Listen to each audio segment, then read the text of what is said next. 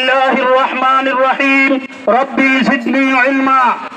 আজকে আপনারা জানেন এই জুম্মার নামাজের পরে জাতীয় ঈদগাহ ময়দানে কেন আপনাদেরকে নিয়ে আমরা এখানে সমাবেশ করছি।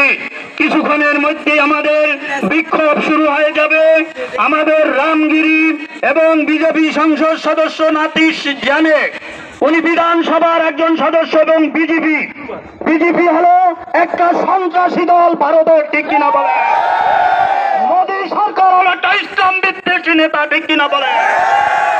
বাংলাদেশে আমরা আলেম ওলামা যেখানে দুর্গা পূজার জন্য প্রস্তুতি নিচ্ছি পাহারা দিয়ে, সেখানে সাম্প্রদায়িক দাঙ্গা গুজরাটে একবার বাজিয়েছে, এখন আবার তিনি আর একটা রাজ্যে বোম্বাই শহরে এই সাম্প্রদায়িক দাঙ্গা শুরু করেছে, ঠিক কিনা বলে? এখানে সরাসরি মোদির হাত আছে, তার মদত আছে। আমরা গান্ধী পরিবারকে বলবো, এই বিজেপিকে ভারতের সুপ্রিম কোর্ট আছে, হাইকোর্ট আছে, ওদেরকে নিষিদ্ধ করেন। ভারত একটা গণতান্ত্রিক দেশ, সেখানে সাম্প্রদায়িক দাঙ্গা মাসে মনে হয় 15 বার ঘটে। আর ওনারা নাক গলায় বাংলাদেশ দিয়া কয় বাংলাদেশে হিন্দুকে মারছে, এরকম অসত্য কথা বলে। ওনার দেশে মুসলমানদেরকে পাইকারি হত্যা করে এবং হামলা করে, উনি চুপ করে মন্দিরে বসে থাকে, ঠিক কিনা বলে? আমি ভারত সরকারকে বলবো, আমাদের বর্তমান ছাত্র সমাজের যে বৈষম্য বিরোধী আন্দোলন হয়েছে তাদের নেতৃত্বে এবং বাংলাদেশ সেনাবাহিনী, এতদিন বর্ডার ছিল খালি, বর্ডার থেকে কয়েক মাইল দূরে ছিল আমাদের বিজেপি। এখন বর্ডারে আমাদের এই বর্তমান সরকারের প্রধান ডক্টর ইউনূস বলেছেন, বর্ডারে যদি একটি গুলি হয় তোমরা পাল্টা গুলি করবা।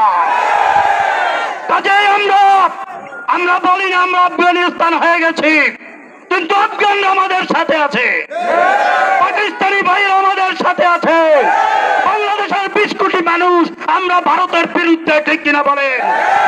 তোমার যদি সাহস থাকে বাংলাদেশের বিরুদ্ধে তুমি কুরুশেট ঘোষণা করো, মুসলমানদের সাথে কুরুশেট ঘোষণা করো, তোমার সাথে সরাসরি আমরা ধর্মীয় যুদ্ধে লিপ্ত হতে রাজি আছি।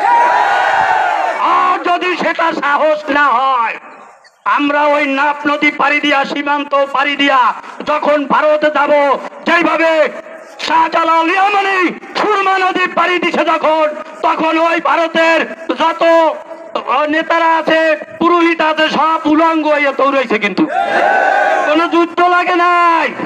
বাংলাদেশের মানুষের কাছে অস্ত্র নাই, বাংলাদেশের মানুষের কাছে কামান নাই, বোমা নাই, কিন্তু এই বাংলাদেশের মুসলমানদের কাছে যে অস্ত্র আছে সেটা তোমাদের কাছে নাই। বাংলাদেশের মানুষ জীবন দিতে জানে, ঠিক কিনা বলেন? আমরা ভারতের বিরুদ্ধে জীবন দিব, ভারতের পণ্য বর্জন করব।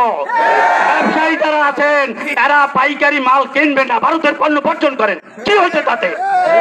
এরপরে দেখেন, এই ভারতকে যদি না থামাইয়া দেওয়া যায়, তাইলে এই যে লেবাননে এখন হামলা করছে ইসরায়েল আর ভারত কিন্তু একই সূত্রে গাঁথা। আমরা ইসরায়েলি পণ্য বর্জন করবো, ঠিক কিনা বলেন? ইহুদি ওরা অভিশপ্ত, আল্লাহর নবী ওদেরকে বদদোয়া করছেন। কাজেই এই সরকারকে আমি একটা আহ্বান জানিয়ে বক্তব্য শেষ করছি। বাংলাদেশে বর্তমান সরকার ইসলাম প্রিয় সরকার, ঠিক কিনা বলেন? এই সরকারের কাছে আলেম ওলামার দাবি, তৌহিদি জনতার দাবি, আপনারা ব্লাসফেমি আইন জারি করেন। ব্লাসফেমি আইন যদি এই দেশে পাশ হয়, তাইলে আর বাংলাদেশও ওই কয়েকটা নাস্তিক ব্লগার এরা ইসলাম রাসূলুল্লাহর বিরুদ্ধে এরা কখনো কলম ধরতে পারবে না, ঠিক কিনা বলেন? তাই আজকে আমাদের নেতৃবৃন্দ সামনে যাবে, আমাদের সভাপতি বক্তব্য দেবেন, এরপর মিছিল নেতৃবৃন্দ সামনে যাবেন। আপনারা বিশৃঙ্খলা করবেন না। আমরা ছোট্ট